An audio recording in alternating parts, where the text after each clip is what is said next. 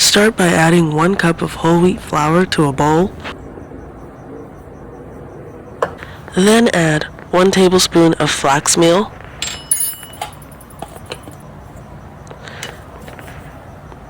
2 tablespoons of coconut sugar,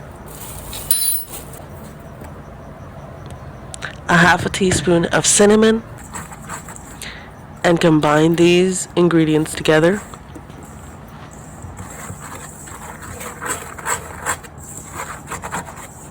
Then add a half a cup of water.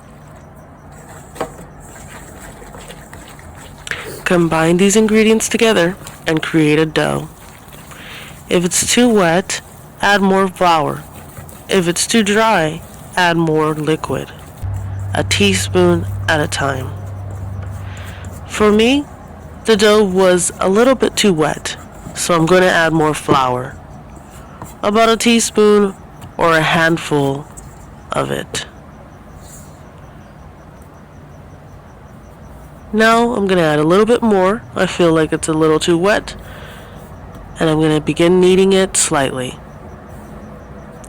I don't want the gluten to develop here, so I'm not going to over knead it at all. I want this to be a nice, crispy, soft crust. Once I'm done kneading, I'm going to set it aside for 30 minutes.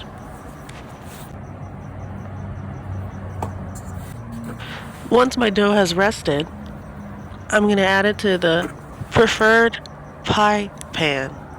With a roller, I'm going to flatten out my dough to a square.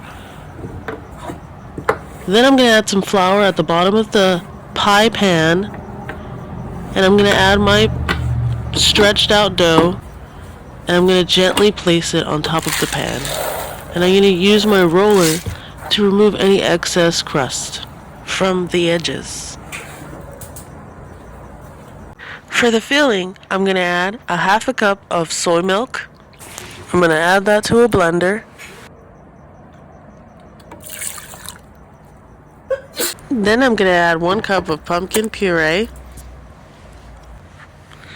2 tablespoons of cornstarch, 2 tablespoons of arrowroot powder.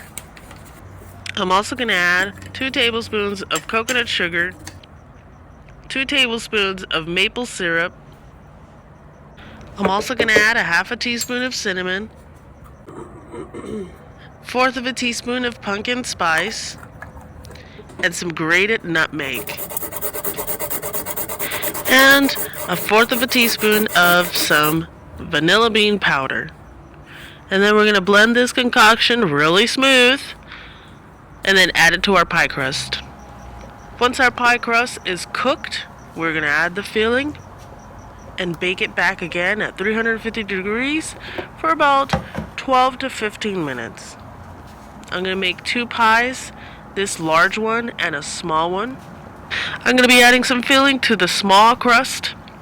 I already baked the crust. It's completely cooked.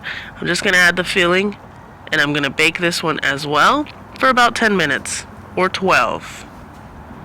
Once we bake it, this is how they're going to look. They look so delicious. This one is like a thin pie crust, super good, and this one's a thick, juicy custard pie. Well, anyways, thanks for watching, and I'll see you next time.